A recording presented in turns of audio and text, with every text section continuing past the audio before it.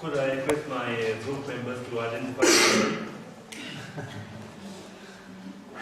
Okay. You could see a much diverse group, but then we try to focus largely on the discussions of today. I think that was important, largely on what we heard rather than what we have experienced or what we know already. So you will find that quite a lot of discussion centered around the Bolivian situation, as well as some of the presentations we had through the storytelling that we had, 4 of them. So you will find that it's in a way a bit, I would say, incomplete. It represents our discussions in a rather incomplete way. Nevertheless, I'll present them. When we looked at common property resources, we were also told that we look at land and things on land like pasture, fodder, or forest as common property resources, and not certain other things like water and all that. So our discussions were confined to land as a common property. I think this is important. Again, as I said, a lot of discussion took place on what worked or what didn't work or how things work in Bolivia. I think quite a lot of discussions, also Roberto will agree on how the land performs, because in a way we were also influenced by the last presentation.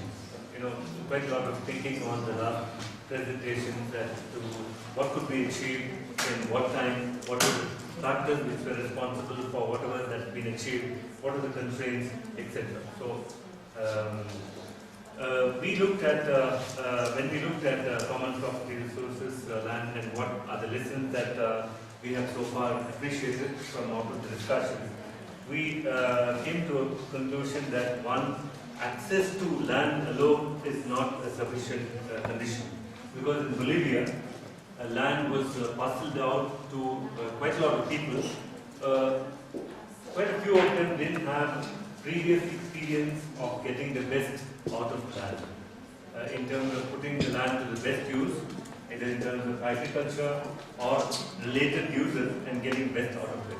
So that alone is not a sufficient condition, because one possibly finds that after the kind of reallocation was done, the agricultural productivity has been going down. Please correct me if I'm wrong.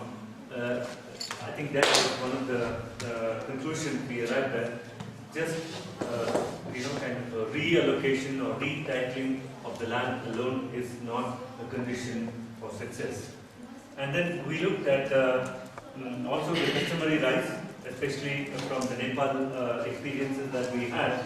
There are also, while customary rights are practiced in different parts of every country in a different way, but then when we talk in terms of legislation as a supporting environment, most of the legislations have pan-national applications. So how do you relate the local application of customary laws as regards land, whether in a tribal area or a non-tribal area, or in an area where people of one ethnic origin reside and maybe they have a much better mutual cooperation? How does that reconcile with national laws? And also, we also factored in the power. If you're talking in terms of very clear interpretation of these laws through legislation, then it's not really in the political interest of the ruling elite. So they would always like to keep people on tenterhook by I would say, obfuscating things, by making things much more complicated and complex. And that's something that is coming out as lesson. Political will. Again, we looked at the experiences of Bolivia. A lot of groundwork possibly was done much before the current president came into being. 10 years of work was done, but then it required a last push. That is what probably the president provided.